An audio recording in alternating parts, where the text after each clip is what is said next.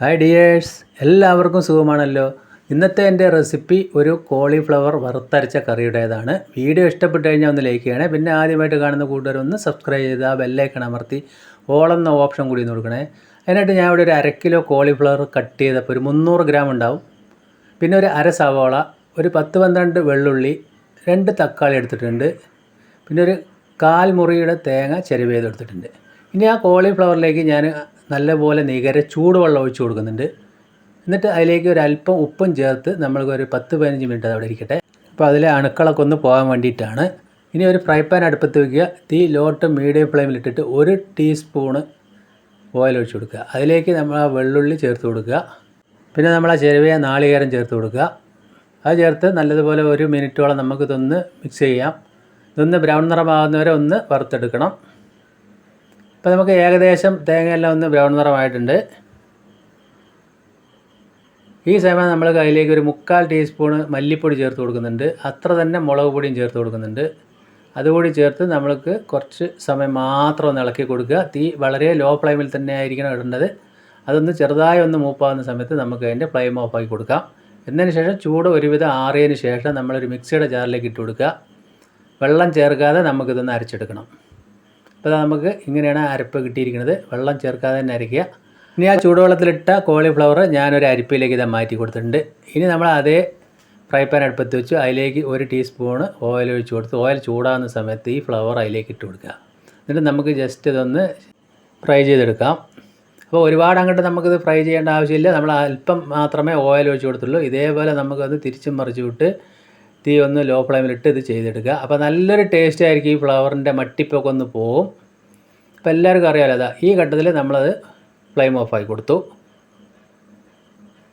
ഇനി നമ്മൾക്ക് വേണ്ടത് ഒരു ചീനച്ചട്ടി അടുപ്പത്ത് വെക്കാം. അതിലേക്ക് 1 ടീസ്പൂൺ ഓയിൽ ഒഴിച്ച് കൊടുക്കുക. തീ ലോ ടു മീഡിയം ഫ്ലെയിമിലിടുക. ഓയിൽ ചൂടാവുന്ന സമയത്ത് ഒരു 1/4 ടീസ്പൂൺ ചെറിയ ജീരകം ഇട്ട് കൊടുക്കുക. പിന്നെ നമ്മൾ ആ ഒരു പകുതി സവാള ഇതേപോലെ പൊടിയായി അരിഞ്ഞ് ചേർത്ത് കൊടുക്കുക. ഇനി അതിലേക്ക് ഒരു 2 പച്ചമുളക് കീറിയതും കൂടി ചേർത്ത് കൊടുക്കുക. അതുകൂടി ചേർത്ത് ജസ്റ്റ് ഒന്ന് മിക്സ് ചെയ്യുക. ഇനി അതിലേക്ക് ആവശ്യത്തിന് ഉപ്പും കൂടി ഇപ്പോൾ ചേർത്ത് കൊടുക്കുന്നുണ്ട്. കറിക്ക് ആവശ്യമുള്ള ഉപ്പും കൂടി ഇപ്പോൾ ചേർക്കുന്നുണ്ട്. അപ്പോൾ അതുകൂടി ചേർത്ത് നല്ലതുപോലെ ഒന്ന് മിക്സ് ചെയ്യുക. ഇതേപോലെ സവാള ഒന്ന് വഴന്ന് വരുന്ന സമയത്ത് തക്കാളി, ഞാൻ ഇപ്പോൾ 1.5 തക്കാളിയാണ് ഇതിലേക്ക് ചേർത്ത് കൊടുത്തിരിക്കുന്നത്. 2 തക്കാളി നമ്മൾ എടുത്തിട്ടുണ്ടായിരുന്നു. നല്ല പൊടിയായിട്ട് തന്നെ തക്കാളി അരിഞ്ഞ് ചേർക്കണം. അത് ചേർത്ത് നമ്മൾക്ക് 2-3 മിനിറ്റ് ഒന്ന് അടച്ചു വയ്ക്കാം. അപ്പോൾ ആ തക്കാളിയും സവാളയൊക്കെ ഒന്ന് ശരിക്കും ഒന്ന് വഴന്ന് കിട്ടിക്കോളും.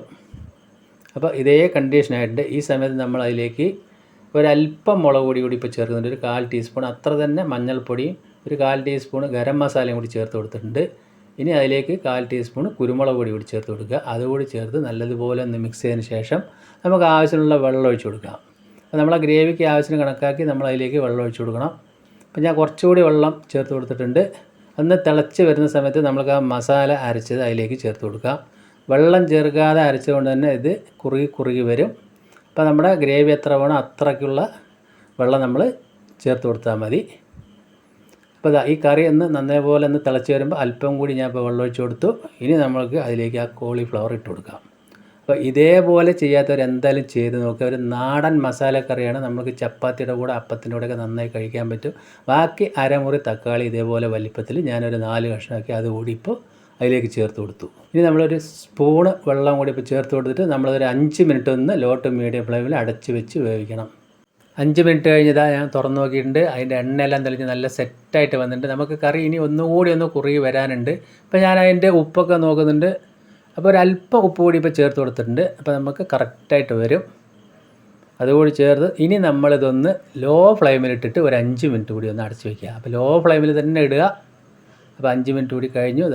എണ്ണയൊക്കെ തെളിഞ്ഞ് നല്ല സെറ്റായിട്ട് വന്നിട്ടുണ്ട്. നമുക്ക് വീഡിയോയിൽ കാണുമ്പോൾ തന്നെ അറിയാം കറിയൊക്കെ നല്ല കുറുകി നല്ല സെറ്റായിട്ട് വന്നിട്ടുണ്ട്. എന്തിൻ്റെ കൂടെയും കഴിക്കാൻ പറ്റും. ഒരു നാടൻ മസാലക്കറിയാണ്. അപ്പോൾ അടിപൊളിയായിട്ട് ഇവിടെ കിട്ടി. ഇനി നമുക്ക് അതിലേക്ക് ഒരു കൈപ്പിടി മല്ലിയില കൂടി ചേർത്ത് കൊടുക്കാം. അപ്പോൾ നമ്മുടെ ഫ്ലവർ മസാലക്കറി ഇവിടെ റെഡി ആയിട്ട് വന്നിട്ടുണ്ട്. ഇതേപോലെ ചെയ്യാത്തവർ എന്തായാലും ചെയ്ത് നോക്കുക. ഇനി നമുക്കതൊന്ന് ചൂടാറിയതിന് ശേഷം ഒന്ന് സെർവ് ചെയ്യാം. അപ്പോൾ ഇന്ന് നമ്മൾക്ക് അതിൻ്റെ കൂടെ പുട്ടാണുള്ളത്. ഞാൻ പറഞ്ഞല്ലോ എന്തിൻ്റെ കൂടെ വേണമെങ്കിലും കഴിക്കാം. പുട്ടിനും നന്നായിട്ട് ചേരും. വീണ്ടും നല്ല വീഡിയോ ആയിട്ട് കാണാം. Thank you.